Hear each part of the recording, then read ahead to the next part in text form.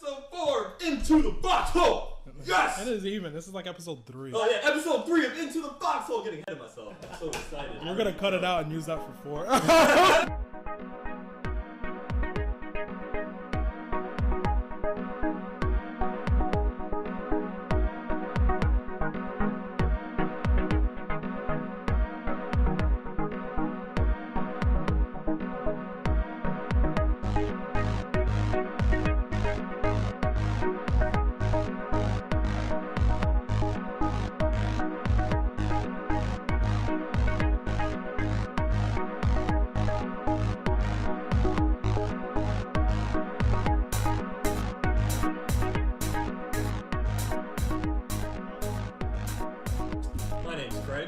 Oh, you're supposed to point at me. I'm Edwin. Oh, I didn't know we were going to do that. I didn't know either. I'm sorry. Yes, episode 3, Into the Foxhole, where, as Akash would like to say, we trim the, what do you say? We put it in the douchebag filter. Oh, wow. You remember that? Yeah, episode 1. I didn't watch it. Oh, shit. Oh, my.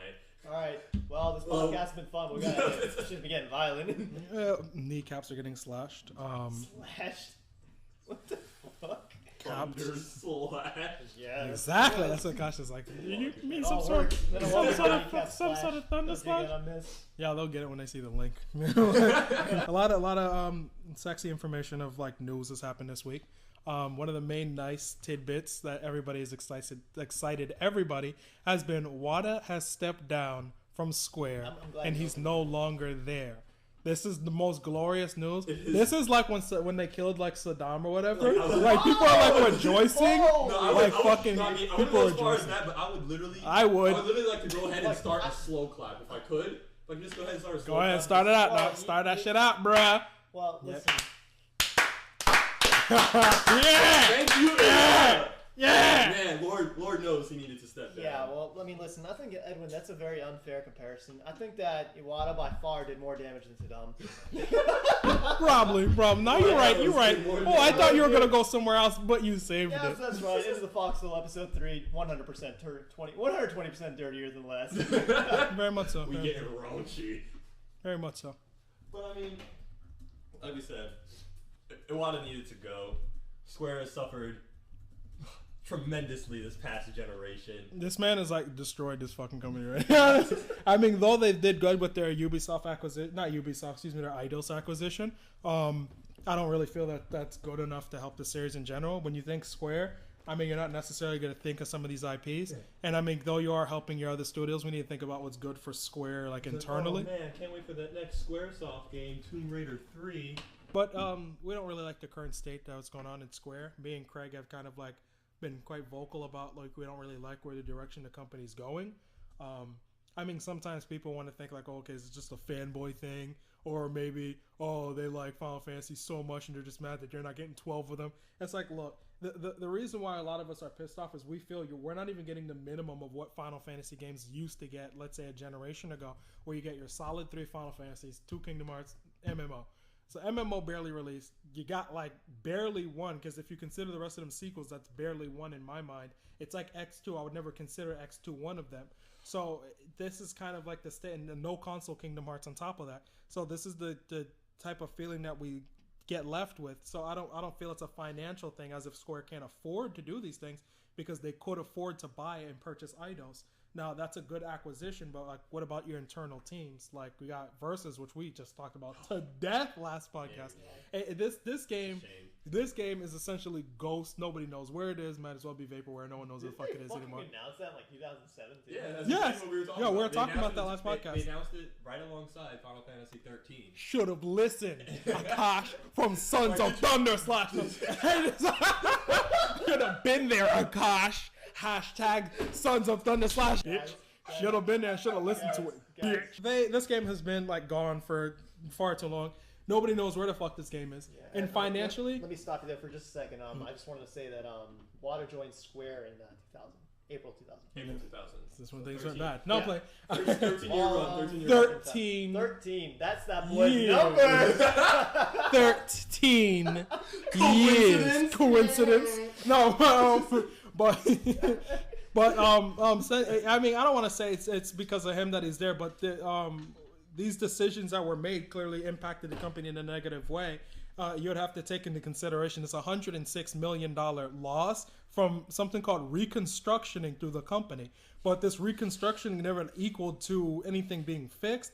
I mean, I feel part of that reconstructioning loss might have came from Eidos. Yeah, but I was gonna say, but probably the acquisition of Eidos is a yeah, portion of that, but I don't really know how much of that is a bad thing, considering I mean Eidos, they made money for them. It's not like the games didn't sell. The games like Tomb Raider is hitting like record like sales. So I'm not really sure if Deus Ex. Yeah. There's that smile. Kosh gave us that Kool-Aid. you know, But we've put him to like Saddam Hussein and Osama bin Laden like levels in our mind. That like when you say pitchforks, you have to think about where's like some desert area of us like holding him captured. It's like a fucking like it's like a I'm fucking pissed off. It's like a pyramid diagram. It's like levels. It's like minor criminals. And there's like Saddam and like fucking it's like, and then above that top of the pyramid is like Wada. I feel that's correct. That's it's like correct. fucking No, on you're fire right. and shit. No, Like, you're right. Well, You're I right. mean, You're I right. do believe that a person who who kills people is like, yeah, it's a bad person, but the person who destroys dreams It's like, and destroys Yeah. people's childhood It's like, you don't should be understand. way higher on that You don't pyramid. No, you're worse. Well, You're worse. It's like, you You're don't worse. understand. They only You're killed worse. people. This man tortured them for 13 years. It's worse. The worst. Like, Worse. he literally destroyed me as a person almost. I hurt. It's very terrible. Now- It hurts a lot. Now we don't really know in like the deep specifics to where the $106 million went or like what was specifically done with it. All we really know is what hasn't been done with it. Damn well wasn't making a console Kingdom Hearts game. Damn well wasn't being done to put and finish Versus, and it wasn't even done to be put down to finish 14. If you think about or that, any, You or have any to- like first party. that is true. That's You true. have to ask, what the fuck is a what the fuck is Reconstructioning Yeah. cost? You know, What what is the this? fuck? I don't You know, even it know. sounds like he took that money and like redid his house. That's what I feel. Like, Reconstruction. like, It's like, I can really use a new roof. Bathroom. Let's dip into the they company lost, fund. they lost like how much? 106 million? Is that what you said? 106 million. 106 million for reconstruction? Bitch, they probably didn't even spend that much money after the fucking Civil War. Very much. Okay. All right. That was reconstruction. I don't know what the fuck Wada was doing. Why do you hate Japan so much? Back to Wada's entire hate for him. But I like how we just keep segueing to other people we hate. listen, Talking about it. this because he brings up hate in our hearts. But we don't really know where this money went. We just know that it didn't go towards actually making content or making real games. The money could have been used in like a lot of different ways. Like the fact that this game, Final Fantasy 13 Versus, is not even finished. The fact that Final Fantasy 14 is being redone and is yet to release in a final form. The fact that this game was announced for PlayStation 3 and yet to have a console version. So just to Jesus just to Christ. make things clear for people who don't know, I do believe that Versus was being labeled as 14 now. 15. 15. 15? Yeah, that was 14, yeah. Remember, 14 is the MMO. That tanked. Oh yeah, you know the fucked up thing is like not even as a joke. I did forget that it actually existed. And you're right. Yeah, to. you're right to. to. And You're absolutely you're right to. to. Because literally, like we said, it came out. It said, Well, "Whoa, this is shit," and they're literally redoing it. The problem was it's following the same philosophy that 13 did. It's all beauty and no substance. Basically, that's exactly what Yeah, it is. that's The all- world that's all- is completely empty. That's all I'm gonna say. Hell on that. yeah. And It's like a sheep. had or- you had known that, Big had you had titties. listened to our previous podcast, no, Yeah. but I definitely Pay $60 for it. I agree. Show me a good time, and then next morning it's just like, oh, Yeah. what did I do? Exactly. No, you expressed Too bad your I regret. couldn't afford that Z job. Definitely. They definitely disgusted me these past couple of years. Yeah. I mean, We don't really know what's like gonna happen with them now. The new president's kind of promised like to rebuild things. He's promised like he's promised like a lot to like Well, change. I mean, and- really, the only thing he needs to promise me is to release a fucking game. Yes. Like, I mean, Yeah. it's just so Like, much. you know, There's so much you can do to you know, fuck like, up a company. on, It's on like, a psychological level, there was a lot of damage done to the series, and it's like, oh, funnily enough, like as much as I'd love to call myself a Final Fantasy fan, and like like Halo's been put through the rings, and I still say like, okay, yeah, I still like hold on a little bit sentimental value to the series, even though I admit that it's garbage now. But the thing is, Final Fantasy, what they did to that shit, that was like, I'm amazed that I never even thought about this until just now. I was saying like, wow, I don't even consider myself a Final Fantasy fan anymore. Yeah, and Like, they holy even shit. even and even there's when a we lot, I know there's a lot of people like you. I'm not one of them, but there's plenty of people like you. A lot of Hell people yeah. have that mindset. It's like, why should I be a Final Fantasy fan anymore? Yes, So, like, but- when was the last time I was like, wow, I really want to go get that next Final Fantasy game? 10. Agreed. Yeah, exactly. 10.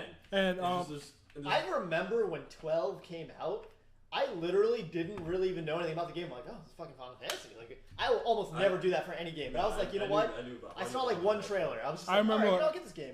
I actually remember I remember seeing the first like concept art of Vaughn and like his little cat nose. Ah, Like, he looked a little different before like the final release. Like his nose was just like fucking gross. I remember seeing the concept art for Vaughn. And I was like thinking like, yeah, they should really put a shirt on that chick. Yeah. I'm like, damn, that girl looking.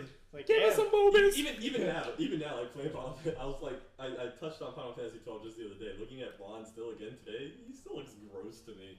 Like, Yeah, his stomach, it's like it looks just like dirty. Like they want to like make it look like he's just like got like these like I guess like these great abs, but it just looks like It's got that fucking spray tan. black dirt. Yes. Almost looking like his ribcage just wants to like come out of his body. He's got the spray on abs. Yeah, it's disgusting. Just clean It's yourself. so bad. Basically, what we're trying to say is clean yourself. Although, up. like on a side note, I will say that was a fucking gorgeous PS2 game. Oh my That god. was a good no, game. damn, That was game a really good gorgeous. game. It was gorgeous. I actually, You know, in terms of like world, the actual lore and like that's the the way thing- the that's way the that thing they about that like, game. fleshed out the world. That's an awesome game. My favorite part about Final Fantasy Sansi. 12 well, yeah, just the world itself. The world itself was fucking I loved the world awesome. of that game. The world was great to me, but the story sucked.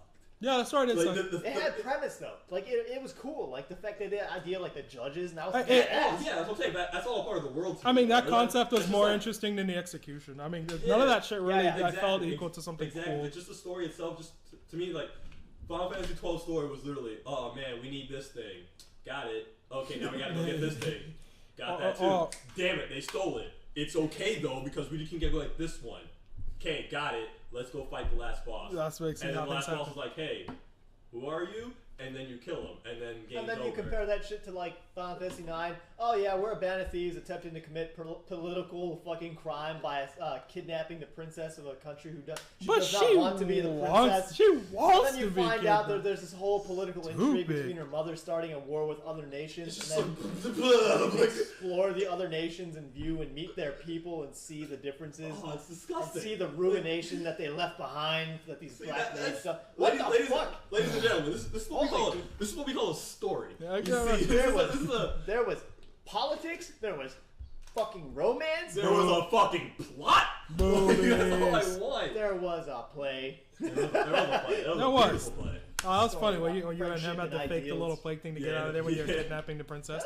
Yeah, you That was a like, cool Use- scene. you like Maybe- fell, you like fell in the middle of the play and kind of like ad lib What's shit. up? Like, oh, well, let's just keep this shit It going. had a lot of humor. Oh, a lot of humor, a lot of personality. And you know what? This may seem like we're going off topic, but bam, those are all things that 13 did not have. Oh my god! Oh my I god! like how you tied that back up. Like how you tied that back up. Like how you tied that back up. I actually did like Yeah. a little video, like I just like to test out my capture card. Yeah. I did a little video just like playing to like the opening of Final Yeah, Fantasy. so- Whole video It just is. saying like just playing through the opening scenes and explaining like my likes and dislikes about it, and like I literally wanted to like say like, oh yeah, my likes and dislikes about it, but like it kind of turned into like a lot of me like ranting and like why I hate this game so much.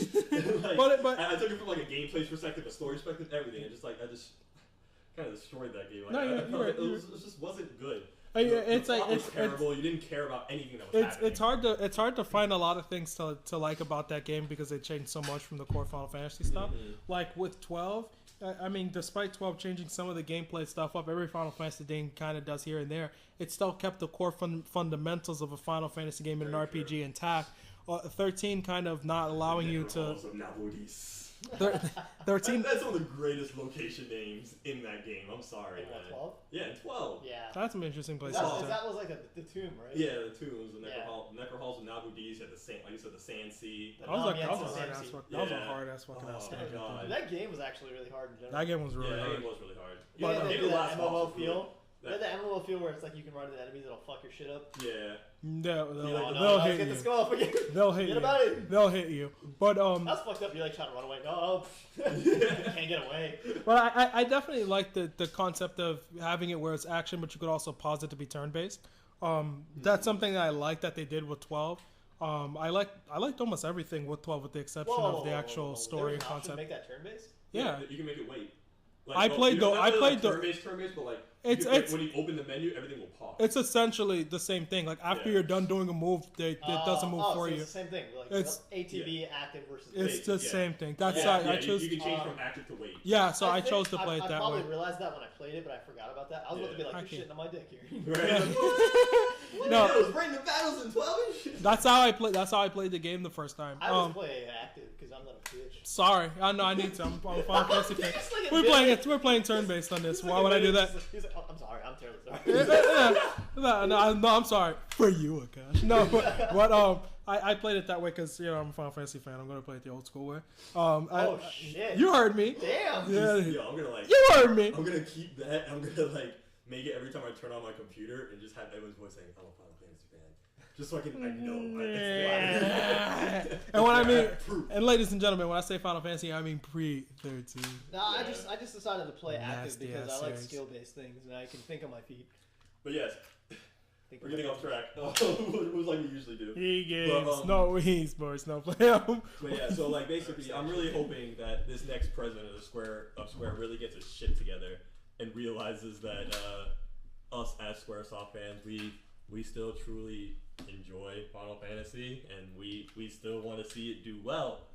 And Well, I mean, they just like, need to, it was like one of those series where you knew it had to end at some point. Because you didn't want to. Like I actually was like when I was younger, I was like, no, I don't, no. Fuck no. I want to. I say no because it doesn't need to. No.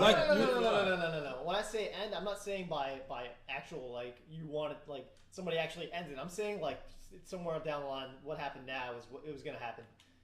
Oh, you mean someone like I had very little faith that there would be a team out there that would stick together long enough to consistently put out good stories. Oh, good Final Fantasy? No. Oh. I don't think that's the case. And the reason why I don't think that's the case is I believe the team is talented enough that you could make a good Final Fantasy every generation. Specifically for one reason. The thing that's different from Final Fantasy than any other IP is the idea that it's an established brand name without tacking on what was before. Yeah. You don't need to sell you on what they did in the past before. So it has this thing where it's No, a new I have to IP, ask you. but it's also a branded I IP. have to ask you, why do you think that is?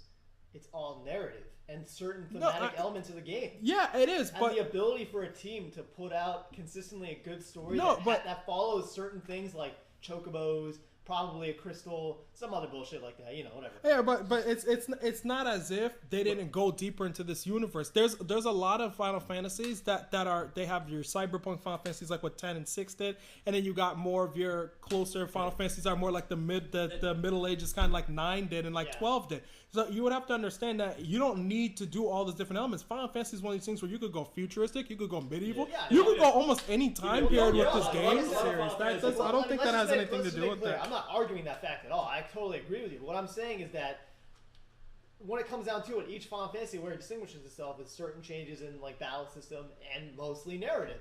Because you're right, it is unique in the sense that it's an IP consistently branded the same way, just numerically, but they're almost different games almost entirely. Oh, they are. No, it's not almost. for sure. They are. They are meant to be completely different games than their predecessors. Final Fantasy had these little niches, like you said, they have their crystals and they have their chocobos and stuff. But a lot of the times, though, they don't necessarily need to be the core focus of the story, which makes it good. They could be very Well, I'm much. saying They're elements. They're elements in it, but they're not the that you're story. in a Final Fantasy universe. Yes and no, because when I play them, I'm not thinking, oh yeah, there was a chocobo in Final Fantasy like A, B, and C. Yeah. I don't think about that as much. Even when I'm playing, let's say, okay, if I were to play 14, riding a chocobo in 14 in my mind is okay, I'm riding a horse like in Skyrim. I'm just using it to point A to point B. It doesn't necessarily just mean I'm in that one universe. No, because if you think about the universes, let's say in 10, and then you compare them to a universe like 12 or 13, they're so vastly different that a chocobo is not the thing that I say, well, yep, this ties the world in. This one bird ties the world in. People having fucking legs ties legs tie you to a game where you're like, fuck, I played Metal Gear Solid. It's kind of like Halo because this guy has legs and a gun. I mean, that's why I look at chocobos as their universe as horses. Just because that the chocobo exists in the game. And what universe would that be? Final fucking yes, Fantasy! but what I'm trying to say is that doesn't mean you're going to see the narrative like What if that. I fucking play Okay, Deus think Ex about and this. everybody's riding a chocobo? Think Like, about what the this. fuck? If you were to play a game like Ico versus a game like Zelda, they both have horses. Would you consider them the same universe because they had the same No, creatures? no. You're misunderstanding what I'm saying. No, I'm I saying think so. that I think you're misunderstanding. No, Yeah, because you're making it sound like that has something to do with that. There's the same things on there. There's fucking RPGs out there that have the same exact shit that Final Fantasy does. Final Fantasy in no way, in shape, or form distinguishes itself from any other RPG besides doing it better than everyone else. Okay. That's I it. don't even say that. I don't even agree with that. Besides doing it better than everyone else and having these certain things that are unique to Final Well, Fantasy. they used to do it better. They used to. They don't. I would that's never say correct. that shit. I'll They just used to- let you they know that by definitely used to do logic that. and like they stopped making them after 10. So if you ever hear me talking about Yes. Final Fantasy, don't Yes. worry, I'm never. I won't even ever say going that. to I be think right now- 12 right was now- the last good Final Fantasy. Right now, I don't think 12 right is now a good Atlas is 12 was a better than 12 was a Atlas. great Final Fantasy. Hell no, I guess Even though I didn't like the Yeah. story of 12, 12 was still a solid Final I Fantasy don't game. agree either. I take 12 over like anything. I would take 12 over 13 any Yeah. day too. But But I 12 like solid Final Fantasy. Well, like, It- it is to me it is a playable Final Fantasy. I will go back. that's I will good. play the That, shit out of yeah, it. that's why I think it's But good enough. It doesn't make it a solid Final Fantasy game to me because it's missing what a Final Fantasy should have. garbage story. That is a garbage story. That's It what it was. needs a story. Oh, So, okay, like, we'll if- put it this way. We'll say Final Fantasy is a game that you can play, and it's okay to play it as a Final Fantasy, but the story is not to par with Final Fantasy. Yeah, basically, Yes, it's yes. like it's like you're eating something really juicy and meaty, and then just like the juice is just 12. Gay. The meat is not 12. Gay.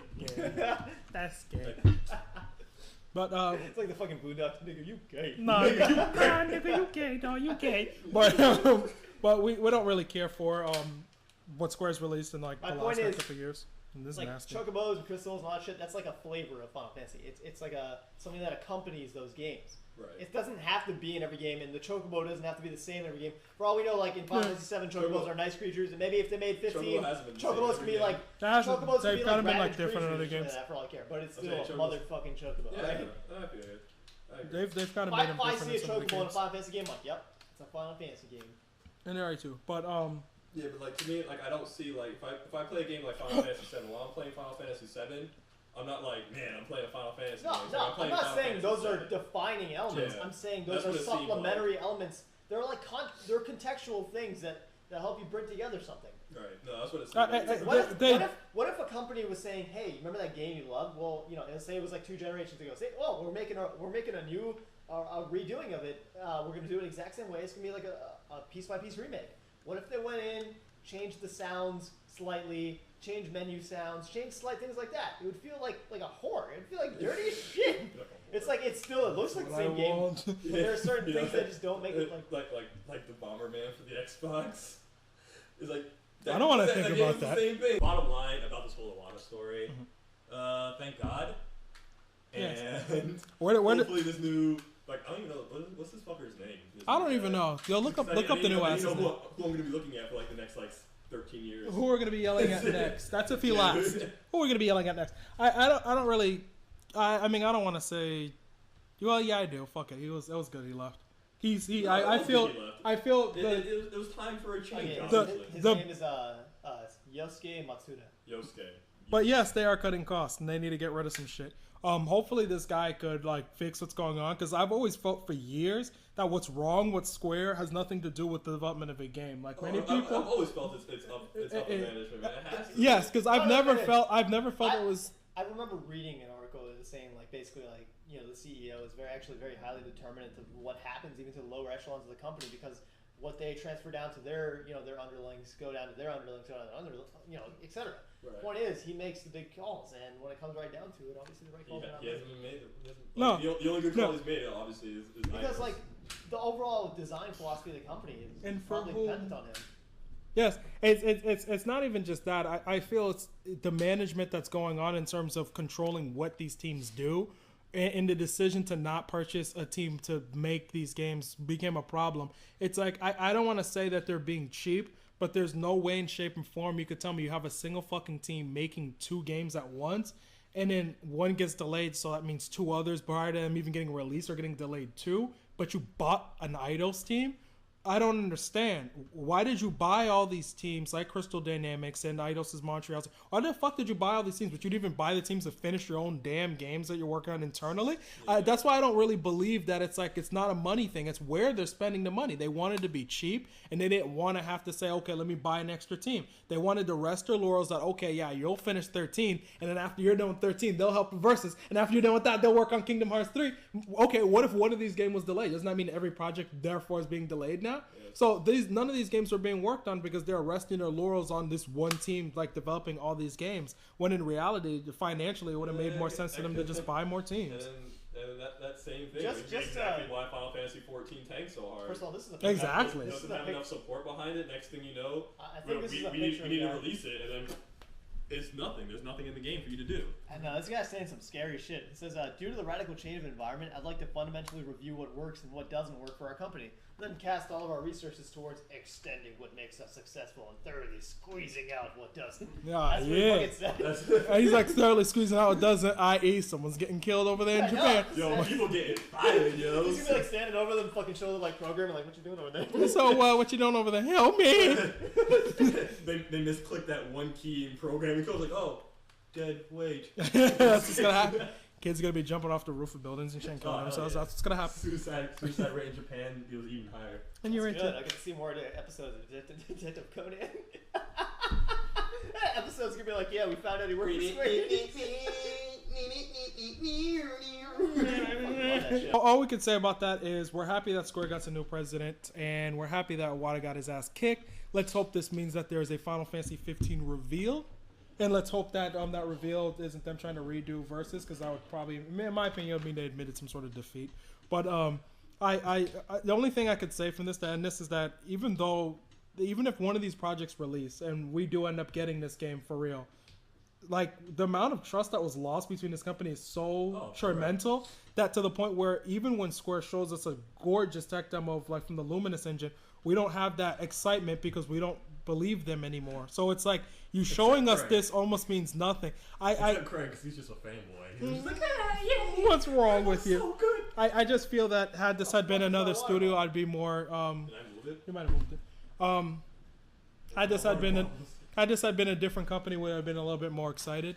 But it being Square, kind of you lost the trust from this developer, and I'm hoping that trust could actually be regained back with this new president. And the way that could happen is you release Final Fantasy 15, you release Versus, and you announce Final Fantasy 15. I'll gain my trust back. If he's able to purchase a team to help Nomura make Kingdom Hearts 3, you'll be okay. So I'm definitely hoping they do that. If they do that, then my trust will be regained. But next generation, what I need from them is Final Fantasy 15, 16, 17, 2 Kingdom Hearts games. If you could do that for me, maybe I'll give a fuck. First Because of all, that's bringing it back to the good old days. They did one major mistake with Kingdom Hearts. Is that They didn't make it. They fucking- didn't make it. That fucking shit. They have important They story didn't- elements They didn't make it. in like portable titles, like Birth by Sleep. I'm okay with it being done in Birth by Sleep because many portable titles have like. so good. It was. Bro. There's a lot of First portable all, titles that have I like obviously strong. don't care about it being a portable title. My point is that they're gonna make it like fucking Kingdom Hearts 3 finally on a console, and the people are gonna be like, "What the fuck happened?" Exactly. That's what's gonna be like. The old Like, people what's are. the gap No, between honestly- 2 and 3? Honestly, though, Yes. there is no gap between 2 and 3 because they haven't made a game that takes place between 2 and 3. That yet. is true. Really? No. Where does Birth Yeah. by Sleep take place? Birth I've by only Sleep played takes like place the. for everything. It's like a Oh, prequel so to the whole don't series. spoil anything. No, 'cause I've only Birth by played- Sleep takes place before any Kingdom Hearts game, before 1. It's a prequel to everything. It's the first story. Oh, good. You Yeah, would have it's- known that had you had listened to our last podcast. We'll move on to other interesting news. GDC and PAX East happened like this past week, and interesting things came out of them, like a bunch of portable games. Portable games? Nah, I lied to you. Oh, A wait. bunch of indie games. Well, there was some I mean, portable there were games. some. There was but, like is PSV that what games. we were talking about? Maybe there was like PSV games and What the fuck is PS that? Mobile games and like all these little No, I know indie I know they games. announced- But a lot of things were announced at PAX and at GDC about Sony and their whole fancy new pub fun thing that they're working on. Essentially having a program to welcome in a whole bunch of like indie developers on the PlayStation platforms. And this little program that they got going is they're essentially, from what he stated, is that they're hinting at purchasing games in alpha. So the idea of, let's say, a developer making something on on Kickstarter or greenlighting it through Steam. Let's say they want to have the game run on a system like PlayStation 4. Sony might accept to purchase this game while it's still in alpha, or the game could be made available to be purchased on PSN before it's done, so that way they could give some sort of user feedback through the people playing the beta for it. Like Sony has a whole bunch of like betas going, like even now. Like I know they have that one Dust beta going on still, but they're kind of open to this idea of having all these indie developers working on their system. So these past couple days, they went on to announce, like literally it was like 25 or 26 titles that are going to be running across PlayStation platforms, from PlayStation Mobile to PSV, PSN, and PlayStation 3 and PlayStation 4 even. I think there were like 3 or 4 PlayStation 4 games that were announced there that were from these like indie developers, like that Blacklight team, Tango Down team. Oh, yeah. It's called Blacklight Retribution. It's gonna be on PS4, and Primal Carnage, just other like. I believe that was like a like, I don't want to use the term indie, but like a small team based FPS. Yeah. It was. Yeah. I'm gonna say indie because I mean it's a small. It is an independent. It's small enough for me to say, and if it's independent, I'm calling it indie. Because I wasn't sure how big the development team was. So it was indie. Like, it's still independent. Team of like 200 people. Like, they are not owned. Even if it's personally, even if it's a team that's owned by that many people, I'd still, in my opinion, see it as an indie game because it's independent developer. Mistakes making fucking Resident Evil 6 with like. Well, that's different. It was a 600-person team. That's different because they're owned by someone. Yeah, but that's like bullshit. They're like counting every motherfucker that ever even saw the damn thing. They were, but to be, it was a beast team, but for a shitty game. Yeah, I was about to say. For a shitty game, but they the whole Pump FUD thing that they've released for this is kind of, if any, have you guys heard of the Steam thing? Styles Steam box. Yeah, what about it? A lot of insiders, from what I've been reading and like tweetings from our unnamed sources, a lot of things I've been reading have been suggesting they're doing this to combat the Steam box. Now Valve has this whole green light thing on Steam, and it's just it's like that one Ouya system that allows you to like root your games on there, and like kind of like the Android devices, and people could like use the system to when they're playing a game, they could do developer feedback through the system. The same thing as with Greenlight, with the Greenlight stuff for Steam. You could purchase the game while it's in beta and then spend money to what you feel the game's either worth or how much that they'll give you stuff like Kickstarter. Kickstarter gives you either beta access, a hat, or the game or whatever. But t-shirt. Fucking hat. It's also a t-shirt. You get a free hat in Team Fortress 3 or something. Yeah, exactly. Team Fortress hat, or a fake hat and then a real one. But they're doing something like that, but they're doing it on like a console scale. But the Steam box, Steam's next little console that the people rumored to be working on, is it's going to be running on it's going to be like that other company, that OnLive company, like streaming stuff. It's going to be like streaming it, but this indie crowd, it's all cloud based, right? Yes. So this entire system sounds like it's really kind of dependent on this indie crowd to kind of help it go along. The idea that independent developers will keep a lot of content for the system. So if this rumor is like 100, if it's true, then Sony would have made a really, really, really right move by doing this, because they're essentially saying that the closed restrictions that consoles used to have towards indie games, they're trying to lower that gap. To say your system's open source and to allow any developer to work on that platform now is essentially trying to say we're trying to combat and stop Steam before Steam even tries to come out and release this. And realistically, I see that being a huge possibility, because even myself, having Steam on my PC, I mean, clearly I'm not gonna buy Steam boxes if you own a PC. There's no fucking purpose for that shit. Reason. But that's what I was actually about to ask you, like, because I was like, like checking out stuff on the Steam box, and I was just thinking, like, what was the purpose of this again? It's literally like, it's like we're gonna make a console, but secretly it's a PC. Yeah, to me, honestly, all it is just to bring Steam to people who have consoles. They must have some. If they were not Valve, this shit would not fly. They literally just said, yeah, it's a PC, but we want to bring the PC to the TV. I'm like, some motherfuckers get an HDMI cable and hook that shit up. Exactly. That's what I understand, buddy. DVI to HDMI, buddy. Hook that shit up right now. I don't understand what the problem is. It's easily done. This is like World War II, like big ass supercomputer in a room just to decode a simple message. Yes. No, it's just not it. They're decoding. They're decoding Enigma. It's Enigma. definitely easily done, but I think it's just the is a bit obvious. A big market for console games. It's just people who just, I guess. I hate these say this, but it's like they're Lazy? simpler. Damn, Like, right? I know. I can't find the right words. Like, they're just so simple that they just want to. I'll help you out here. Like Fucking PC elitists. it's No, I'm playing. I'm playing. What Craig's basically saying is that there's a crowd of people that they're that beginning gamer where like they don't want to tech savvy. They don't want to take the time to think about what kind of graphics card am I making. Yeah, exactly. And they don't want to necessarily buy a rig and then have they to just go want to through have their preset console, and then they know that if I download something onto this, it's gonna work. That's the Control. strength of the console. It's a term. It's called data abstraction. It's basically you take away everything. It's basically where all tech is seeming to be heading right now. Like look at Windows 8. It's a bunch of fucking squares and shit. It's all retarded. But whatever. Point is, I'm sorry, yeah. Point is, it's a simple interface. You don't have to worry about shit. You just buy a fucking game, you play it. That's it. You don't have to worry about installing that shit and messing with the settings and all that crap. I'm sorry. You just gotta worry about getting shot in the kneecap for saying this. You are not simple. It's okay. I didn't mean it. I was just searching for the correct word. They Consoles are. are simple. They are. No, No, it's for people who don't want to fuck around with that stuff. Like a PC, you have options over how See, your the thing games is, not wanting to fuck around with that stuff isn't necessarily a bad thing. It doesn't make you a bad person. No, it does. all I'm trying to It say. supremely does, though. It really does. Like you're like straight like double spawning that bitch. No, I'm playing. Oh, you turn that around and be like, I was saying that shit. You awful motherfucker! How dare you call our fan base simple?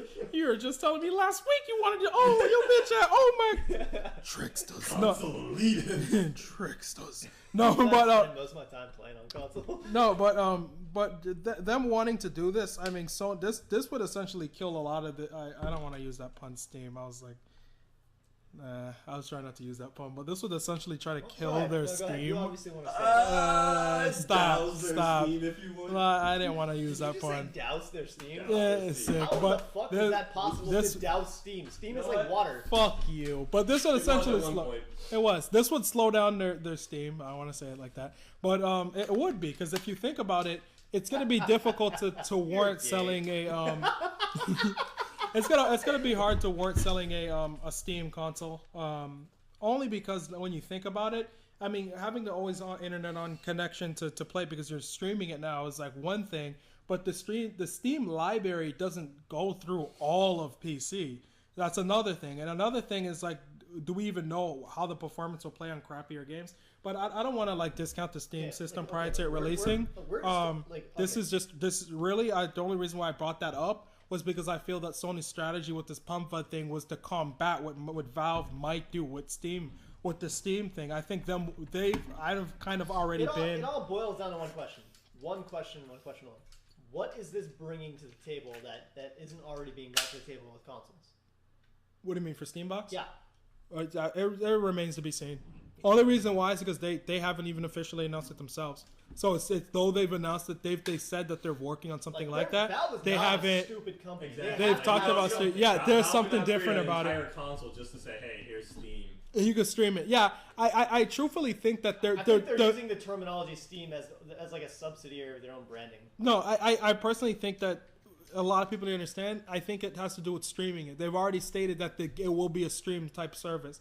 So if it's going to be a streaming type service like on live or something, 100% like cloud based. yeah. So it's just going to be a cloud based thing. So I mean, it's nice because you're going to have some sort of optimization if they have the systems might actually optimized. work for them. It's kind of like the whole thing with Apple. Like all these things that Apple products can do and they do well. That you can do that on any kind of PC whatsoever. And I'm not going to open that debate whatsoever, so nobody say shit. You're lucky I don't kill you. What I am saying is that a lot of people who aren't tech savvy, like Crick said, or as he said, Agreed. as what he said is they're Yeah. simple farm folk, is what he Damn, said. Craig. Shit. What he basically said is I that fucking a looked lot up of to people this don't man. want to mess Jesus with that shit. Christ. That's why they like Apple products. Weed hacking little simpletons. Damn, Craig. God damn. Fucking rawhide denim wearing motherfucker. Like I said, Apple products, they do things really well that you don't have to be tech savvy to use them. They just fucking it's all data abstraction. Like you just fucking it's like literally just like pressing a button. I get you. They I get. simplify the entire thing. I see the purpose for And the. then it means anyone can do it. Like I get you. Imagine if you could stream. It's like like what consoles are doing right now for streaming. Like you can stream with just the push of a button. You don't have to buy a fucking PVR and do all this shit and get or like fix your render settings and all this crap like that. Uh-huh. You don't have to do any of that. You just push a button, and that means everyone can do it now. And that's the same thing. Maybe the Steam box can introduce cloud-based gaming to everybody. Yeah, I think it could be. I don't think it's going to be everybody. I think clearly it's going to be the few who are limited to having a solid internet connection. Another thing is how much bandwidth is this going to take up? Craig. Why am I calling you Craig? Hello. Oh, because we're both black, Akash? Wow. Damn. Wow. Fucking racist. Sons of Thunder Slash, you racist bitch. You have to have a solid internet connection. I was going to say, but Edwin, doesn't everyone have an internet connection? We'll talk about that later, bitch. We'll talk about that shit later. So. Very much so. We'll talk about that shit later, nigga. I should kill you right now. No, but this whole pub fun thing that Sony's starting now with having all these little indie titles all over across their systems. In terms of indie development, how does anybody think that this is going to combat what everybody knows Microsoft has done? Microsoft is kind of, in terms of how Microsoft sees with indies, they've always been very strict. Like, you have to have a cap of MB you have to go over. You have to have the items have to be for sale. They can't be for free. It has to. I know there's for some of the indie stuff started on the 360 itself. It has to be on XNA. It can't be on anything else. Yeah, so Microsoft has had kind of like a strict thing in terms of XNA basically just like DirectX or something like that. I don't really know it's the actually course. Just like a stripped down version of that. I don't really know what the core specifics of it is, but the point is that they've had this very, very strict rule set of what you have to go on their system in terms of indie games. Does anybody think of how big this could possibly be for Sony to have an open platform and say we don't care what you're making on it? I see what you're getting at now. Basically, what you're saying is that it's great that XBL Arcade exists and that it's a place for indie games to be published and stuff like that. But the thing is, you're basically saying that you have to be like basically programming for that shit. You have to be making it almost explicitly for the fact that, I'm going to be making this with the intent that it's going to be on Xbox Live Arcade. Yes, so it's like, that's not really true to the indie essence. Yes, so it's like, how does any of you guys feel that this is going to change anything in terms of the next generation of gaming? The idea that they've announced several PlayStation 4 games that are already PC games to being announced. This is literally just from the whole Pub Fun thing. 25 games were announced to run on all these PlayStation systems. Just 25 games. I mean, no matter how small, big they are, that's still a large amount of games. I'm having a little bit of difficulty what you're like getting at here. So, you're saying how is this? How are you bringing this? How is this going to change the landscape of how publishers look at consoles now? Considering that you have one company, PlayStation 4 is much more closer to PC infrastructure than not even an infrastructure, really business model. The idea that they're opening developers to work on the platform versus having more open source. Yes. Okay. So how does anyone feel this is going to change stuff? Because if Microsoft keeps it more close, I mean, we could talk about quality control because it could be a possibility of we could get those weird titles on Steam. But my personal opinion is, isn't that kind of the fun thing? You could get those weird titles. I'll let you continue. I just have a small point to make, and then you can finish. Remember a while ago when they actually announced the PS Vita that we were talking about how they were bringing over all these indie games like Angry Birds and stuff like that? Yeah. Oh god. Well, I know. I fucking hate that game too. But my point is they were trying to get in a cell phone market, etc. Right? And those are technically indie games because they're made independently. Now the thing is, I think we're kind of seeing how that's coming into fruition now. Not just with PS Vita, but they're kind of opening their market to all these different kinds of genres and independently produced titles. And that's basically what I wanted to get at. So it's really following their progression. Yeah, because I feel this is actually a natural progression for what they've already been doing. Because this isn't some knee-jerk reaction oh shit, we need to start doing this. Because has clearly been set in motion. But before Craig says something, if you guys actually look at what they've done the last 3-4 years, if you look at the MMOs that are on PSN now, if you look at the type of games that they've released on there, either in beta or before beta, Sony's actually kind of been doing this indie stuff for a lot of games for quite a while now. So they've been open to having these type of concepts on their system without really charging or forcing developers to do certain stuff. When it comes right down to it, I honestly God, do believe they have the most unique online market for games. Basically, Steam's great and all. Xbox Live is whatever, and then Nintendo has their own powerful ass IP. I don't know what the fuck they're doing. That's a whole different story. Don't even go to that. Nintendo don't touch that. Nintendo doesn't know about that life. Nintendo taking the opposite stance of Microsoft. Internet. What the fuck is that? They don't know what that is. I don't even want to get started on those fuckers right now. They don't even. Their fans they're please Nintendo, please. This is some kind of online connectivity. And they're we'll think about it. No. I don't know, man. Or you take that Zelda from last last gen. Ah, yeah. Just have fun with that. My point was that they have PSN has such a huge amount of like. Not only do they have their classic IPs that have been throughout the PlayStation brand, but they even have like a section for like fucking non-localized foreign games from like Japan. Like what the fuck? Yeah. They have a lot of like random cool shit on the PSN. That's what's really interesting about it. It's not just like cut and dry what kind of stuff they have. They do. A lot of the interesting Steam games like I think it's called Hotel Miami or some shit. Or Hotline Miami is what I'm thinking of. A lot of like interesting games that were already on Steam that they've already announced for PlayStation 3. Oh, look it up when you do it, you'll see what the video is. But Hotel Miami is like this little indie game. It's gonna be on PSP and PlayStation 3. It's like these small little niche games that it would have necessarily like nobody would have played this game. Nobody would have seen this game even existed had somebody had said, okay, look, this is open source. You guys could make it on this platform. Or what were you gonna say before, Craig? On how this might like change the landscape of gaming. Well, I think predominantly what you're talking about. Like the Hotline Miami. Hotline. Well, yeah. Basically what I was gonna get into, I was basically saying that quality control kind of like works itself out in a sense. Cause yeah, you're gonna get a lot of weird shit, obviously, because it's indie based games. I mean, people make weird shit. True. But I mean, it's because of that weird shit that people see that like, I don't really want that. It strives these developers to actually produce a better product. Because now you're gonna get your shit out there. I'm really glad you said that. You're gonna True. get that shit out there. Now that you have the opportunity, to get these things out there. You're gonna produce more things, and you want to get noticed because people are gonna buy your shit on the PS4. People are gonna have a lot of access to your shit. Yeah, like, people are gonna go out on the PS4. No, it's very true. Then I feel that you went off of Steam, and I'm not knocking Steam, but I truly you're gonna get a bigger market. I truly feel you're gonna get a bigger market off of the console. I think the impact this will have on the industry is like the reason why people were clamoring over the indie game model is that it's so like cheap and affordable to most people that it introduces them to a lot of genres they would have never otherwise have purchased because they stick with what they know. And in this in the typical industry right now for regular games that aren't that aren't cell phone games, that aren't indie games, that aren't like any kind of random thing, we're talking like AAA production titles. Those things are all like it's like the same shit over and over again. There's some big ass shooter, somebody buys it.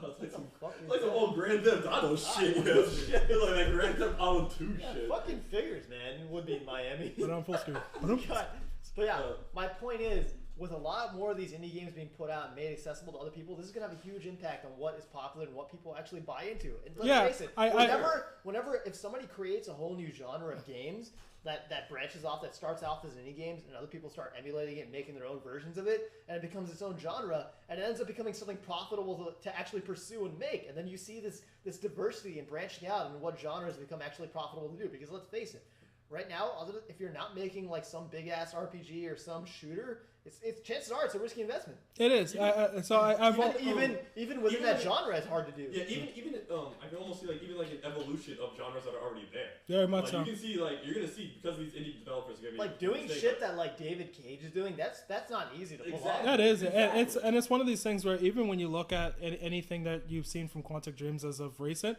a lot of those games like Indigo Prophecy could have been straight like indie type games like anything Telltale's done or anything Double Fine has done with like the Monkey Island, or excuse me, LucasArts has done with the whole Monkey Island stuff.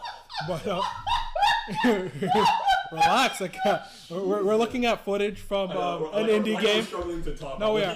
Let me just explain. But I'm gonna put it on that part. We're looking at footage of what the hell is this game called? It says Hotline Miami. Hotline Miami. It looks like some overhead GTA shit. It does. It's like room-based game basically, Yes. and it looks all like childish and like retro and arcadey. And like the fucking dude just goes in his next room and just blows his fucking guy's head off with a shotgun. But got 600 points for it. Yeah, very much so. It was obviously the correct thing to do. Agreed. But this title is like the indie titles like we're talking about. The idea that something like this is going to be on PSN and on PSV and PlayStation 3 and all the other platforms. Honest, like even to me, this is kind of lost. This is like almost like a lost generation of gaming where you have these weird, crazy like these quirky games that we don't like. You see a lot of them in like the older consoles, like the original NES and like the SNES, the Super Nintendo Entertainment System, aka the Super Famicom, aka the SNES. Yeah, nasty.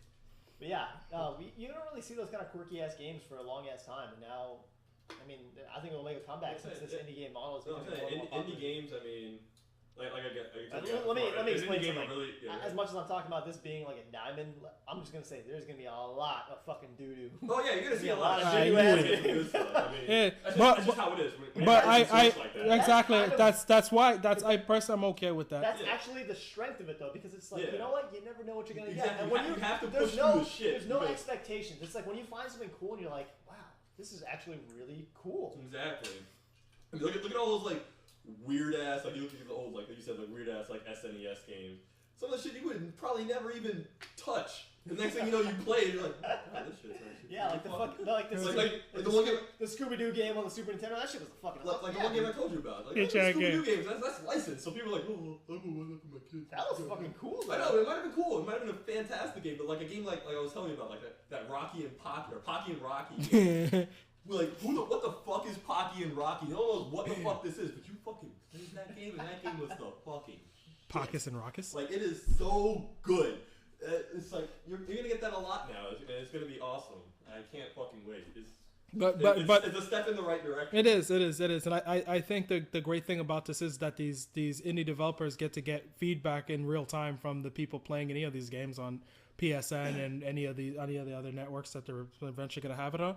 But being able to get that feedback that quickly and that directly is kind of a really big deal to them. It is a really big deal, and not to mention the biggest thing, it helps the industry as a whole because, like I said, it makes this whole thing more and more profitable and allows the little guy to get in on the action. Oh, for sure. That's the best part about it, in That's my a opinion. great Because, like, thing. for a while, the things were looking kind of bleak. Where, like, if you weren't part of a AAA studio or you're just fucked. Your game wasn't Like, making if you want to be a game developer, you your basically game wasn't have to- selling a million copies. It was actually, if you just wanted to be shit. in that. If you wanted to be in that vein of the industry, you basically had to sell your soul and work like fucking make next door, the Explorer, or some shit. Oh, yeah. Probably. Or you gotta work for, those or you gotta work for EA. Those Dead Space developers used to make some shitty ass fucking games before they began making Dead Space. So I mean, Oh my God. they had to go through bad times before they could get through good. But It's like, persevered, that's like a though. testament. They It's like did. if you don't get broken, then you can make your own game after that. very much so. But I definitely. You're a dire game developer. You live long enough to make Dead Space. Agree. God. I definitely like where this is going, and with that being said, I think we're all kind of looking forward to see what more things come from this. You gotta be the hero. You live long enough to see yourself making Call of Duty. Oh God! Jesus. That being said, Please. we're all kind of happy at some of that. A later good news that came from GDC has to be some of that Battlefield 4 footage. Battlefield 4 was announced. Let's start Battlefield 4 was shown. Let's start off with the meat. They're advertising that shit as Frostbite 3, like you were talking about. We know that.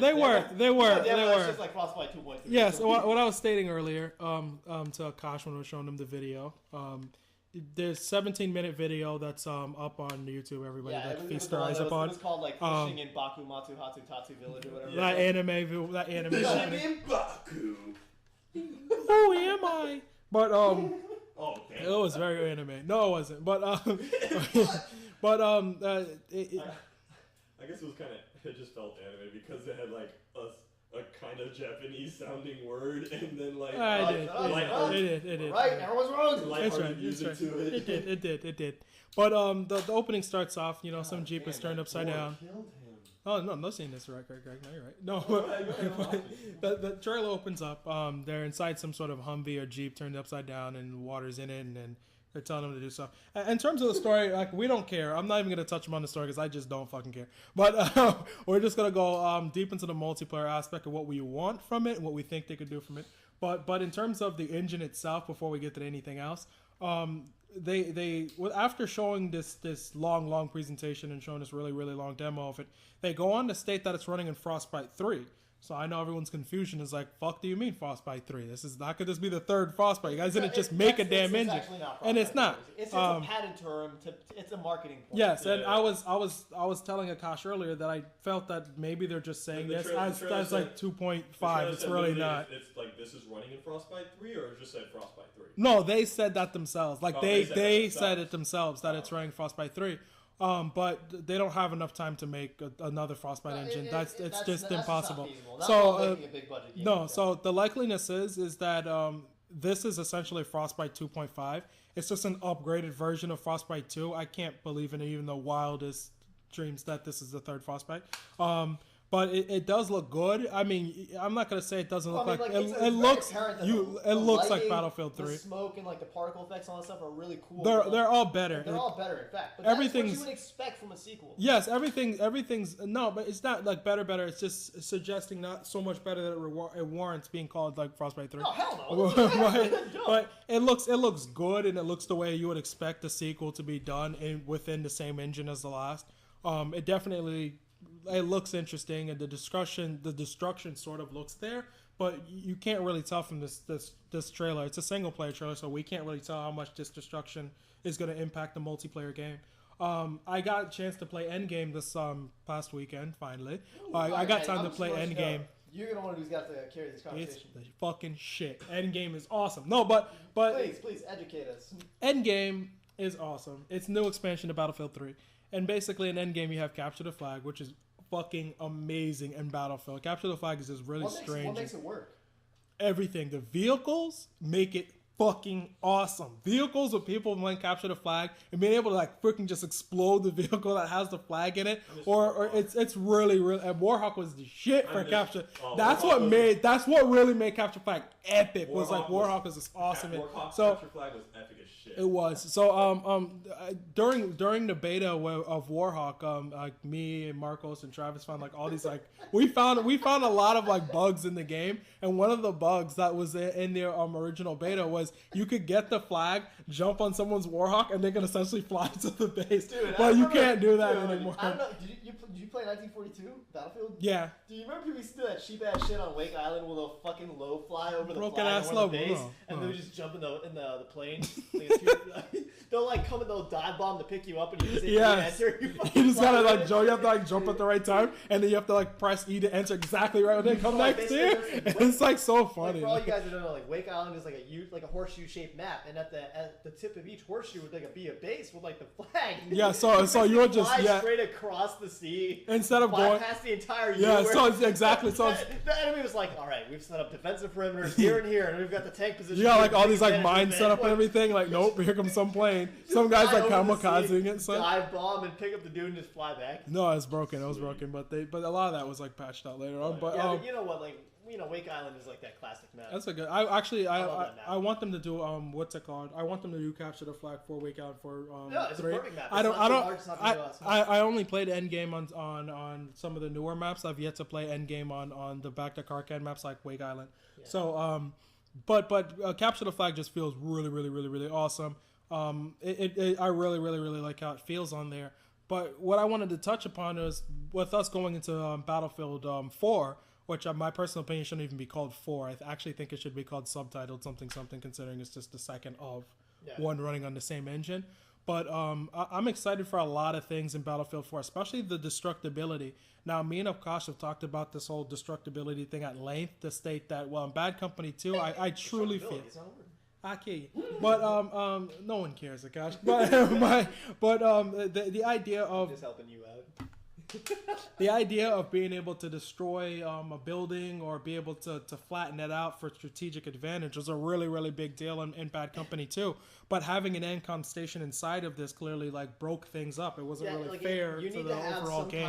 Some kind of counterbalance or some kind of trade-off between doing that. Like it needs to take enough effort to justify doing, but you can't just like haphazardly destroy a fucking building. Yeah. Like it has to be like an intentional thing.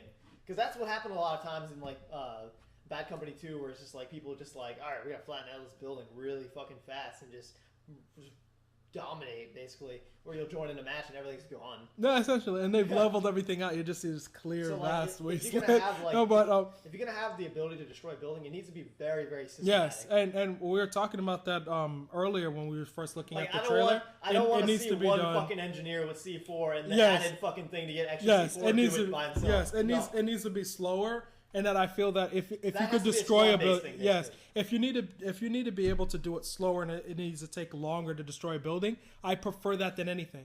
If you have it where it takes a long time to destroy it, let it be destructible if it takes a realistic amount of time. You know what I think would be a very, strategic. very good idea for them to capitalize on? If they want to do this whole destroying a building thing, I think that each major building of like strategic importance in a map that's like vital to like a location or something should have some very, very static points that you have to place like C4 or whatever on, that you have to structurally target to destroy a building. Yeah. So like, say like on each floor, if it's like a multi-tiered building, there are like certain columns in each level like that you have to take Yeah. out.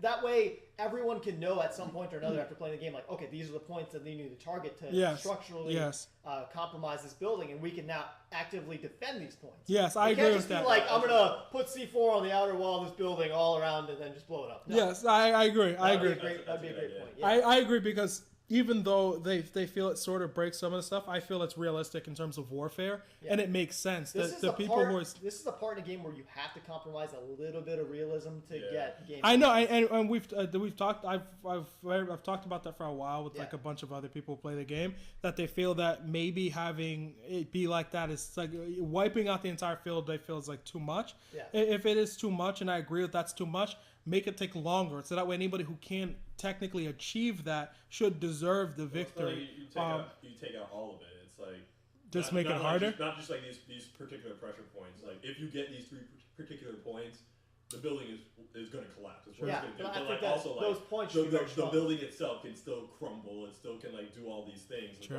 Yeah, like you can still blow a hole in the wall. The building itself will change as like your things explode around it, things explode outside of it. Maybe a wall will fall. It doesn't mean that the whole building is compromised. True, because I still want to have the full destructibility, but just have it take a longer time to make it much more strategic as opposed to just axing it.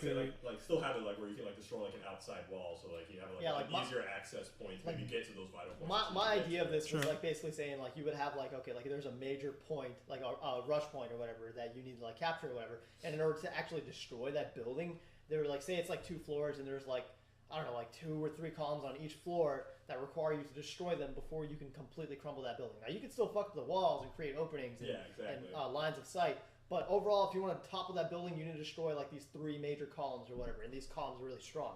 Say like one C4 is not going to do it. Like this has to be a very intentional squad thing where you have to coordinate with your team and get these bastards to come in with C4, because like if you want to do this you gotta have this thing be like a tactic and not just be like it can't just be like one guy like I'm gonna blow up the building. Like I don't play Battlefield, but like doing it that way it makes it an achievement. You get down that building, you did something. Because a big problem towards finishing, towards your main objective, whether it be capturing. Because like a very, very large problem with Bad Company 2 is like you have like a lot of guys who are just gonna fucking pick what the hell? What was the class that had the mortar? Sniper. Was it sniper? Sniper. Yeah, Recon. sniper. They would call it a mortar strike, just consistently bombarding you. Hell yeah! It's like the building would eventually crumble. Like what the fuck? Another He's thing, like all the way over there. I can't go over there. I'm not sure how it works, but like when a building like say they collapse the building and you're inside of it, obviously you die. Right? You die. Yeah. So like, but do you get like ammo warning? Like like this building's about to come down. You need to get the fuck out. Yeah, they'll tell you and you'll hear it. You'll hear that it's going to come down. Warping steel. Oh, okay. And you'll also sometimes if there's a teammate next to you, they'll do this little voiceover thing where they'll tell you to get out.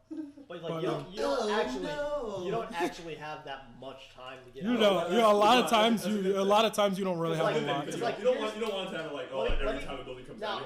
The thing is, shooters are actually a lot more strategic than people give them credit for, and they don't realize how much meta is actually there. Hell yeah! That was a whole meta game. I'll give you a rundown what happens. Now, like I said, everybody's on their team.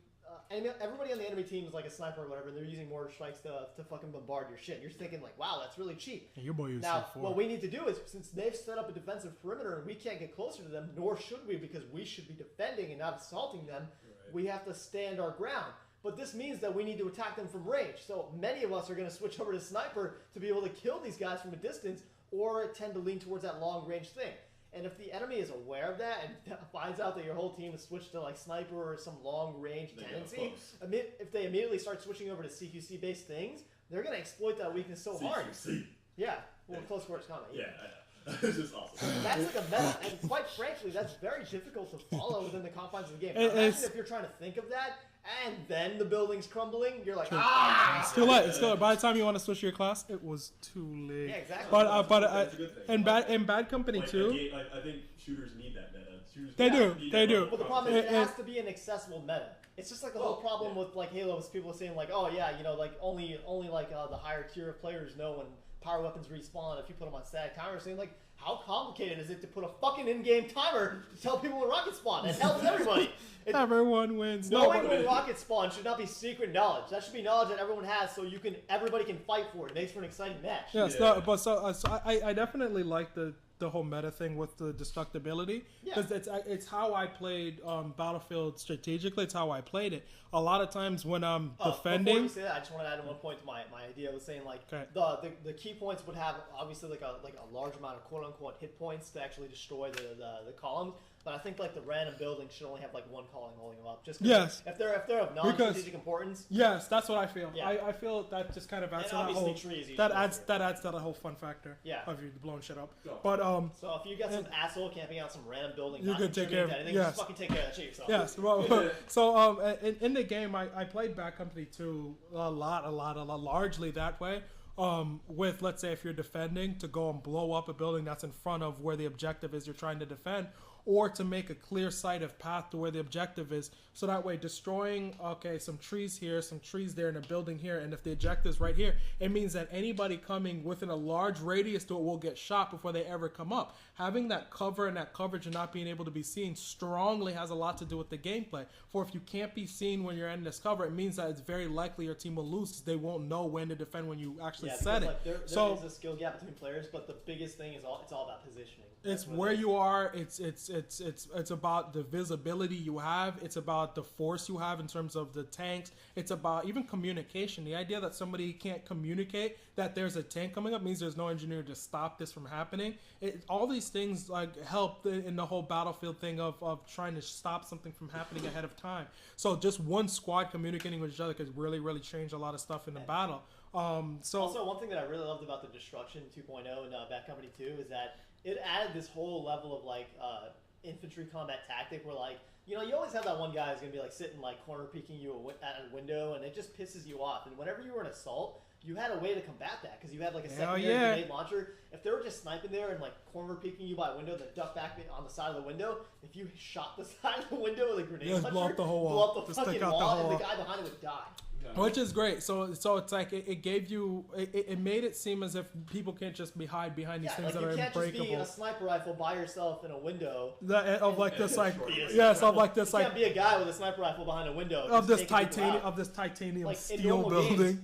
In normal games, what you'd have to do is probably the fatal flaw of normal games is that you would have to fuck this guy. Every time I try to shoot him, he hides behind the window. I'm gonna go in that building and kill him. Chances are there's probably some cheap ass claymores. Exactly. There's only usually one staircase that goes up, and this is like, no, I'm just gonna blow up the wall. Exactly. Yeah. So it makes it to a where you can't camp, and it also makes it where nowhere is technically safe for too long, which is very real in any Battlefield. There's nowhere you could ever be protected for too long. Like you really fancy this location so much. Get your team to help you out, so they won't let me use that grenade launcher. Exactly. So agreed. So so since we talked about this whole destruction thing for long, it's very clear that this is very much what we want in the next one. I definitely want to see that return. Well, I mean, let's face it, it's something that fits the Battlefield experience. Yes. I don't think that it necessarily fits everywhere, but the Battlefield experience 100% fits. I missed that, and I actually want that to return to the series. I actually really, really, really enjoyed Bad Company 2. That was Bad Company 2 was a great. Bad Company 2 is one of my favorite Battlefield games. Yeah, it's I like the older ones, but Bad Company 2 just evolved it to like a really, really it's very crazy thing. An offshoot of a series that involves the particular mechanics of the game so well. Yeah, and I wouldn't even say that as Bad Company did that as much as the Battlefield series was always going towards that change to begin with. Well, Bad Company is more infantry based. Yeah, it is, but it's like some of the changes, especially that were done to the classes, like the tank and the anti. Yes, basically turning them from engineer into tank. Because if you don't, it hurts the game eventually when there's too much mitigation between what you need to be. There was too much classes. You need to combine responsibilities into just 4 or 5 solid classes. The way they were changed in 2142 made sense, and it's not a Battlefield Bad Company thing. These are a Battlefield thing.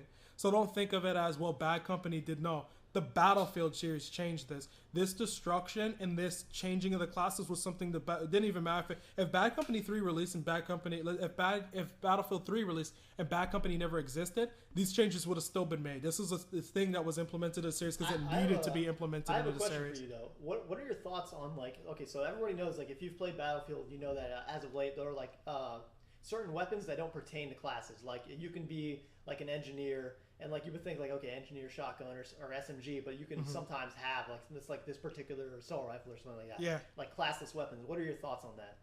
On just how they arrange the weapons with the characters? Do you think that they're a good idea, or do you think the class weapon sets should be a little bit more rigid? I like the way they have it only because I feel that people don't really think about how much that impacts it, but it impacts it strongly for one reason. Well, yeah, because a lot of times, like, you don't want to be set too hard into your own niche, because like if you're an engineer and you're stuck with a shotgun, because exactly. that's not the case with them too much. Yeah. But that's why they have spec ops. The option of having spec ops for every class just means, let's say assault has a regular assault rifle and it's going to allow you to give ammo.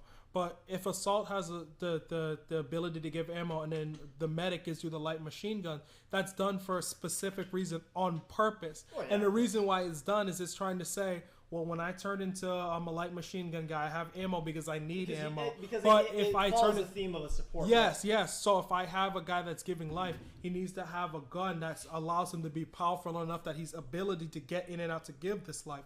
Now, we can't have it where, okay, an engineer guy has a light machine gun and everybody has this, that, and the third. They kind of need to go with the classes that they go with. Do you think the swap between like having an assault carry the med kit and the support the ammo I like that change, and the reason why I thought it made more sense because as an assault you're going to be the one on the front line. Why should you not be the one healing? I like the idea of it being that way for one reason, is that when you're already the LMG and you have a medic, you needed an assault to continue to give you ammo. Plus they have the whole what was it, the focus fire, like when you to suppression fire. Fire. There we go. I like the idea of having you being able to give yourself ammo because you need to give yourself ammo.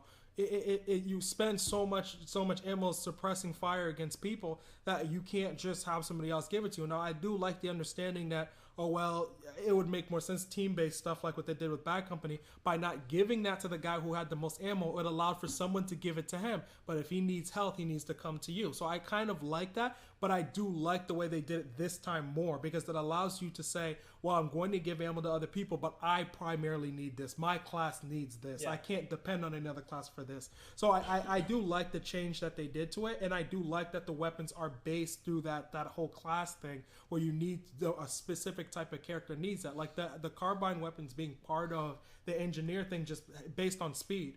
When you're an engineer, you can't just be a slow person with a heavy machine gun. Yeah. You need to get in and out to lay down a mine or lay down whatever you're going to do or shoot a rocket and get away from corner. You need to be really, really fast when you're doing these things because standing in front of a tank and aiming for a bazooka is not necessarily something you want to be waiting a long time doing. It's either going to run you over, shoot you down, or kill you like really, really, really quickly. Not to mention, it's usually the center of attention, so everybody else can have eyes on it too. Yes, so it's one of those things where I kind of like where they went with it. Yeah. What about rezzing though? Like I noticed like you can like kind of like almost instant res people, like they die. And you're just like, oh shit, bam. No, yes and no. You have to you can do that to an extent, but after a while you have to keep rubbing the little things to bring people back up. And also, like you in the middle of trying to bring people back up, they could choose to not be brought back up if you keep bringing them up. Well, yeah, there's that. But I mean, so, like, that's one thing I always hated about Bad Company too. Like the speed at which you could res people was just disgusting. Oh, it was really fast, but I also didn't like that sometimes you couldn't stop them. Yeah, you have a choice because you'd be in a situation where you're getting murdered and a lot of your fucking soul. Yes, and it's like anti-team. It is, and a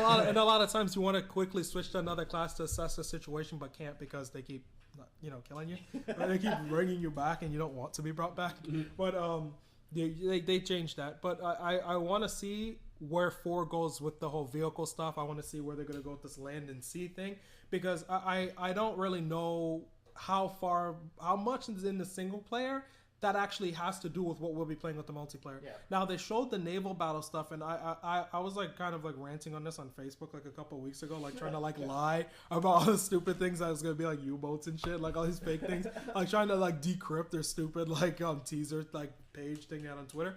But it's like but realistically, the fact that they kind of are showing naval stuff, like the whole boat flag like going to the ship, I want to know how much of that's going to be in multiplayer because I want all that to be brought back. I love the idea of the naval battles, and I want to see like are they going to bring it back closer to that because I always feel the second Call of Duties made on engines are always the more superior ones. The way what? The second Battlefield made on engines are always the more superior ones. You said it. Like Bad Company 2, like 2142, and like this one. Yeah. You're in the prime of the Battlefield where it's like they've already made the engine with the game. now they had the chance to just make the game. Yeah, I know. So I feel this is supposed to be the good Call of Duty. Excuse me, Whoa! He did it again. Second time he did it. Oh god. He did it twice. He just didn't realize it the first time. Help me! Help me! Help me! It's in his veins. I kill you. But they do have motherships on Endgame, and I've never got to. Like SNES and COD. SNES. I've never got to use the mothership in Endgame. I played Endgame for a couple hours, but I've never got to go inside the whole mothership thing in there. There are motherships in Endgame. A lot of people get inside of it, and they bring you to places in which you need to be. But I never got to be one in Endgame, but I'm personally assuming that anything that's in Endgame, just like they did in Bad Company 1, will clearly be in Bad Company 2. So I'm very much looking forward to everything Battlefield 4.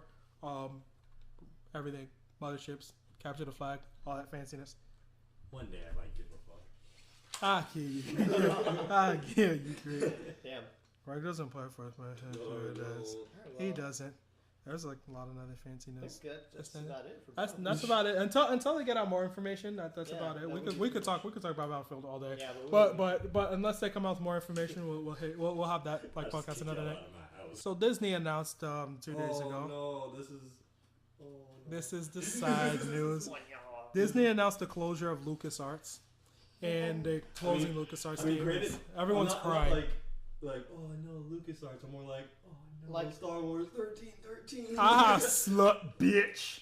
Just to make sure here, that was the game that was like the impressive ass. 1313.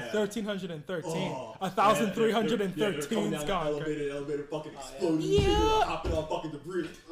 He's like, I'm finna jump on. I'm Boba Fett. Yeah. Shut up, Jabba the Hutt. I don't. But oh my god. Well, granted. Everyone was juicy fruiting over this game. Oh my god, that game looked fucking incredible. It was last E3. If just to put it this way, this game's a major thing. Greg's putting like a gun to his mouth and trying to kill himself. Money went into that one level. Probably. But last E3, if anybody like remembers the big deal, last E3, the main big thing about last E3 was that everybody was showing their next gen muscle on last E3, and it was Square showing their engine, it was Ubisoft showing Watch Dogs, which everybody knew was next gen, and then it was LucasArts showing Star Wars 1313. These 3 games were the main 3 games that let everybody know, yeah, these publishers are gearing up hard for next generation. So this is not just like one of those small niche games like, oh yeah, whatever, maybe it might come out, maybe it not. This was like the next generation game. Yeah. You might as well say it was one of the first next generation games to kind of be shown behind closed doors and for people to be shown publicly during that E3 press conference, along with Square's new engine and with Watch Dogs, but more so Watch Dogs in this game because they're real games. So the idea that this game is being, yeah, but we'll touch up on that later too. There's actually something more interesting to touch up on that. But they've announced that they're canceling like a whole bunch of like IPs and a whole bunch of projects.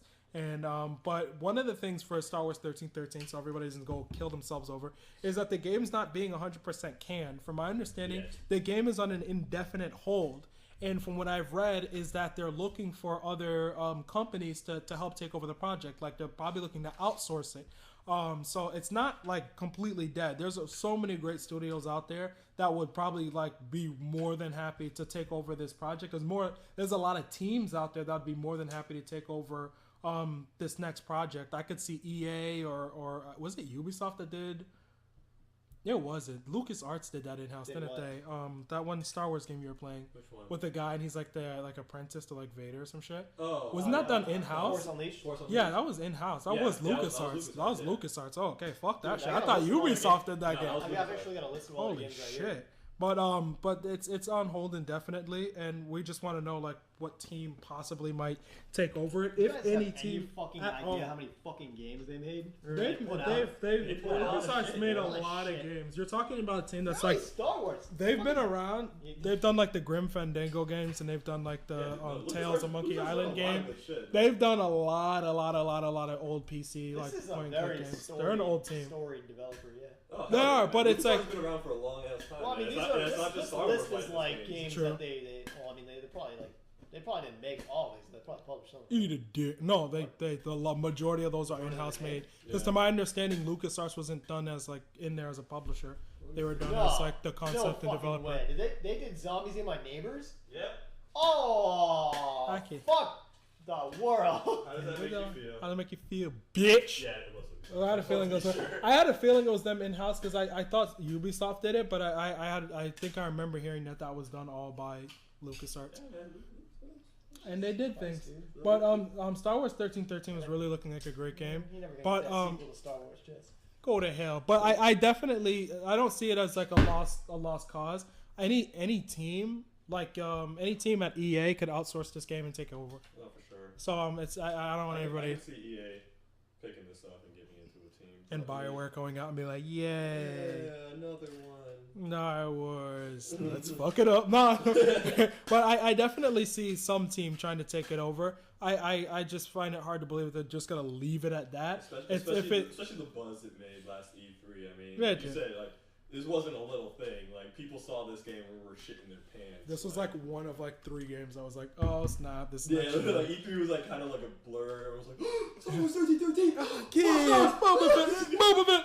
Like I seen this shit. This shit was not PlayStation 3 though. It was not 360. This was straight purely next gen, nigga. This shit was not running on no current gen shit. You fucking liars. That's what our anonymous source sounds like. It does. It does. And I was like, oh, what? What is it? Call me back. You don't even much know, dog. Call me back, Dark Falcon. I call him Dark Falcon. Call me back, Dark Falcon. Good lord. You guys don't even know what my source came up with. He Dark said so. Falcon is the nickname for our source, Mickey Mouse. Yeah. I'm telling the name. I don't want him to die because of you, bitch. Okay. They'll kill him. But I mean, this is just another storied example of how Disney likes to fuck shit up. Disney could eat a dick. Well, normally Disney kind of leaves. That's dangerous. They kind of leave companies to kind of be their own. But we're not really happy. Damn, with Into the Foxhole's canceled forevermore. Exactly. This is what happened. But It's like put out another casting. Oh yeah, we used to have Into the Foxhole, but Disney shut us down. Disney did things. We said like 2 things, Like, and we then thought that we thought we get like thought, a we middle of the didn't night. we thought they didn't know because nobody like really watches this, but apparently they have eyes. And things We happened. have a total. I actually bought a really total view count of like I 120. bought like a really cool bath curtain. Turns out there was like surveillance equipment in it. Things happened. All right, things happened. How do they know I would go to that Walmart and buy it? All you need to know. right now, yo. All you need to know. We haven't even saved this sound bite yet, but they already know. Yes. They already know we Yes. said that. Yes. They went into the future and listened to it, and then This when guy's, we get big. and they're like, They Like, shut what- us down to the past. and they're They- saving it. They're like, Disney what is? split a whole universe. That's what they're doing. They're like, what is this, sir? And they're like, when the seed grows bigger. And that's what, there's like some evil guy like doing 10 years, like like, this. 10 years, like the CEO of Disney's like, well, I have orders to take your firstborn child. Yes. Something I just gotta do. He's like, why don't we kill the worm now? Wait till the seed grows. Here's a If you never $10 gift card to Golden Corral. Nasty. Don't talk bad about Disney. I didn't say it. Edwin Norville said it. I'm editing all that out. You bitch ass. No, but anyway, but Slut bitch. but yeah, I mean, it's actually really sad to see I almost said Ubisoft. You got that name stuck in my head now. It's almost sad to see LucasArts go. Yes. Like, Them, he's a like- very storied developer. It's very like they've released so many good games throughout the years. You know, so And they're now- financially gonna keep them up. I look at like even if you couldn't financially keep them up, they should have at least outsourced it to another team to take care of the rest of the projects to get finished up. I mean, financially, it would help them to do that if they felt they couldn't fund the teams. I see no problem in just outsourcing it to another team. If you couldn't feel you could afford all that like development, split the cost with another publisher. There's many publishers that have already used this license. There's so many publishers that have already used it. I see no reason to do what they did. Really, When did Disney acquire Lucas? like really recently, like maybe I'm last. saying, like, I think it was last before? year. It might have. before they actually made the Star Wars. They announced the Star Wars thing though, or was it after? It was after. The reason why I say after yeah, is after, because because that would be it was a gift. last year. Yeah, so Disney think acquired Lucas after the trailer was made. Yeah, no, after the game was probably already in development. Because to my understanding, like they bought LucasArts maybe like a year ago. So if they bought LucasArts probably maybe like a year or so ago, then the game clearly was already in development far prior to that. Is, like, so I was mentioning about you again. I mean, like we all know they're making a Star Wars Episode 7, Mm-hmm. and this is Disney's movie, and I'm almost kind of wondering what direction Disney wants to take Star Wars, because say Star Wars 1313 doesn't follow maybe like a formula that Disney wants for like Star Wars, maybe like a new image. Maybe they just won't want this game to come out at all. You just said a new image. That's just fucking gross. Say a new image and then Disney. That's just like holy shit. Exactly. I mean, that's exactly my point. Like, what if Disney wants like this little like? That's what they do. It's why. You're gonna play like the new Star Wars 13. Akash. They want to dumb down Star Wars. Probably. Make it more like kid friendly and family friendly. You guys know to the point that Star Wars 1313 just doesn't belong in that world. Agreed. Jar Jar Binks and shit. Well, GG Binks, that was prior to this. Jar Jar Binks was kind of like family friendly, but the thing is, he was like so exiled and so hated, so universally hated, that like you watch episode 2 and 3, he's like barely there. Like he's like into the point where episode 3 he doesn't even speak. He's like in like 1 or 2 scenes and he doesn't. He was like a janitor. You saw him like in between like opening a door and they closed. He really doesn't like. He's not like here.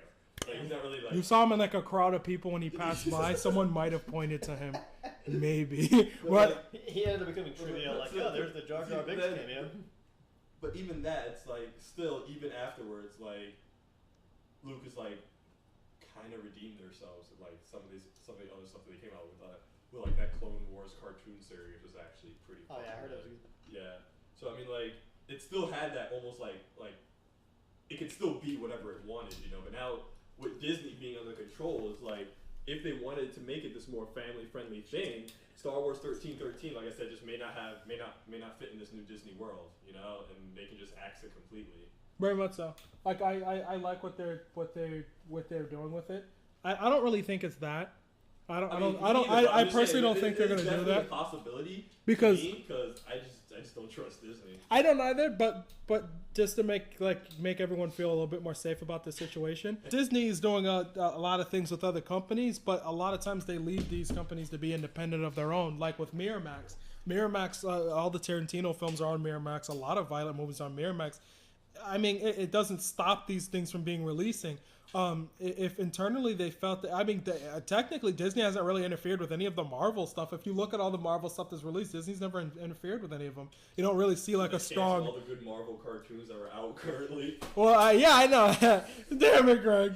I'm very upset at them for like canceling a couple shows. I understand that, but any of the stuff that's been being released, like prior that was just movie stuff, have all been independent. They haven't really had that heavy Disney hand, so I don't really see the development of this game having anything to do with them wanting it to be more Disney focused or more family focused, only because, you know, they're a business. They know that this brand is focused on this. So I actually don't think that's what it is. They're far and above beyond that point where they need to put their touch in their hand and everything. Like they don't need to establish themselves. They're Disney. No, they don't. So, I don't think that's the case. For them, it's more about acquiring things and basically like dipping their wieners in everybody's honeypot. Yeah. I want to do a podcast without some wieners getting dipped in some sort of honeypot. It's a very good point, but it just still scares me because I feel like that possibility is still there, just because I haven't seen a trailer for Star Wars Episode 7 yet. Because that hasn't come out, it just hasn't come out yet. I don't know the kind of direction that Disney wants to bring Star Wars, especially since Star Wars Episode 7 they can do whatever the hell they want with it, because each episode, like each trilogy, is its own closed off thing. They can make Episode 7 whatever the hell they want. They can do whatever they want with it. They can make it any sort of focus that they want to make it. It's scary to me that now they have complete control of these franchises, whereas Marvel, they have these stories. They have these characters that are very much... You cannot change these characters. I never actually thought about that. You cannot change who Tony Stark is. You cannot make him all of a sudden, oh yeah, he doesn't really drink anymore because we want to make him family friendly. No, Tony Stark is he's a drunk. He is a drunk guy who puts on a metal suit and goes saves the world. He's a douche. Yeah, exactly. You can't change that about him. Because those Marvel characters are so set in stone, though. I won't perpetuate the fact that I really know anything about comic books. I don't. That's not really. Those are universes that I really knew much about growing up, and I still don't. But the thing is, you can kind of tell like a lot of older superheroes and their renditions of them were always a little bit more like, not like family friendly, but they were always more like the original Superman. He's just like a fucking. He's fake. He's not real. And a lot recently, what has made these characters a lot more popular is to do a flawed interpretation of them. And a lot of the whole Watchmen thing, I think that's what a lot of it was, is that these characters are like very much like you have to fucking they're anti-heroes almost. Half of them are just regular people. Yeah, that's what dealing it with is. the fact that like The it's almost like YouTube crave. Everyone wants to get on YouTube. Like everyone's making their own little channels and stuff. That's actually what happened in the Watchmen. I mean, yeah, we're doing it too.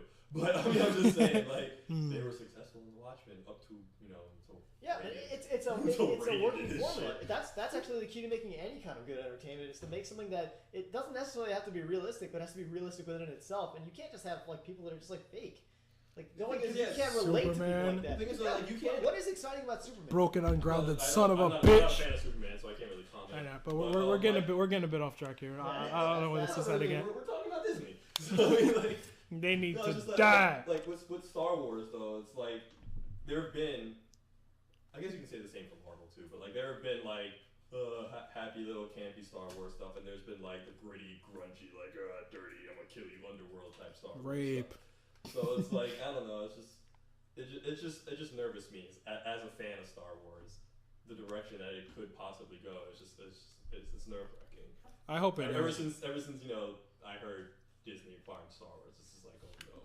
And it begins, Craig. Exactly. It begins. Okay, it could be the best thing for Star Wars ever. I don't know yet, but that's because I haven't seen anything. Well, they can't be delusional, is what it is. And like Mhm. a lot of people say like, no, we'll exploit this and that, and then we'll ride the wave of this, and then another. That's a lot of Next thing you know, this could just be a I'm watching episode 7, and it's like 2 7-year-olds trying to become like, Jedis, and it's like, like, hooray. Woo! They'll Yeah. make a game off it. It'll be all connect.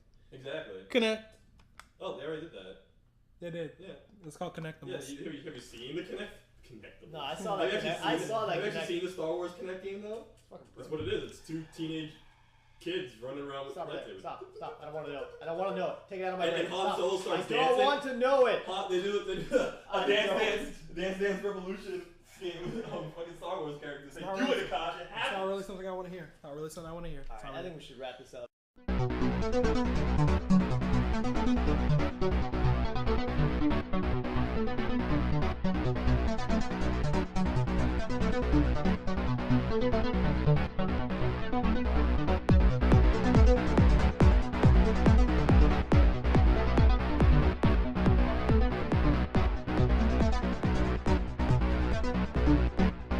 Thank you.